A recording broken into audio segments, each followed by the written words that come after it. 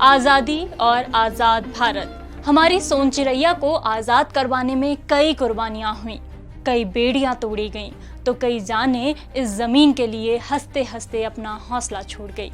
शहर कस्बे लहूलुहान हुए, कई मौतें हुई। इसके बाद साल 2020 में आई कोरोना महामारी, जिसने हमें आजाद भारत का सबसे खौफनाक मंजर दिखाया। कई मौतें हुई, कई लोगों ने अपनों को खोया, और शायद इसीलिए इस त्रासदी ने मॉडर्न इंडिया की सबसे भयानक त्रासदी की झलक हमें दिखाई। अब इस त्रासदी की एक और परत से पर्दा उठाया है अब तक की सबसे बड़ी रिसर्च ने। Washington based centre for global development और हार्वर्ड यूनिवर्सिटी ने ये रिसर्च की, जिसके नतीजे नींद उड़ाने के लिए काफी हैं। इसमें कहा गया है कि कोरोना काल में जितनी मौतों का आंकड़ा हमारे सामने रखा गया है, इससे 10 गुना ज्यादा मौतें हुई हैं। ध्यान देने वाली बात है कि इस रिपोर्ट को पेश करने वाली टीम में अर्थशास्त्री अरविंद सुब्रमण्यम शामिल हैं। जी हाँ, ये वही सुब्रमण्यम हैं जो भारत सरकार के पूर्व चीफ इकोनॉमिक एडवाइजर रह चुके हैं। इनकी रिपोर्ट दावा कर रही है कि कोरोना से 30 लाख से 49 लाख मौतें जून 2021 तक हो चुकी हैं। 1947 के बंटवारे से तुलना करती ये रिपोर्ट कहती है कि उस समय 10 लाख से ज्यादा लोगों की मौत हुई थी।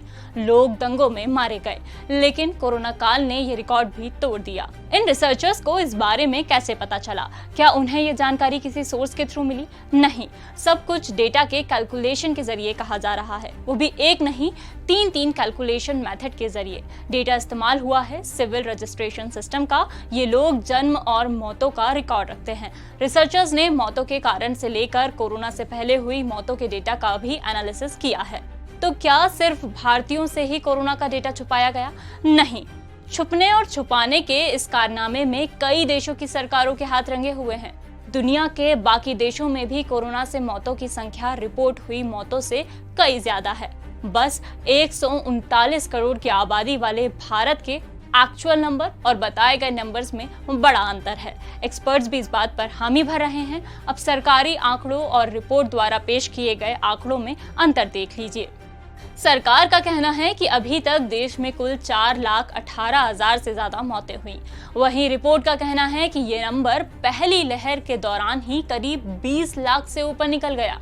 नया डेटा ये भी बताता है कि वायरस केवल शहरों तक ही सीमित नहीं रहा, इसने गांवों में भी अपने पैर अच्छी से पसार लिए हैं। तो क्या सरकार ने भी मौत की अंडर रिपोर्टिंग की बात मान ली है? Action speaks louder than words, ये फ्रेज यहाँ पूरी तरह फिट बैठता है, क्योंकि 16 मई को महाराष्ट्र और दिल्ली सरकार ने मौत के पुराने आंकड़े को नए आंकड़े के साथ अपडेट किया है।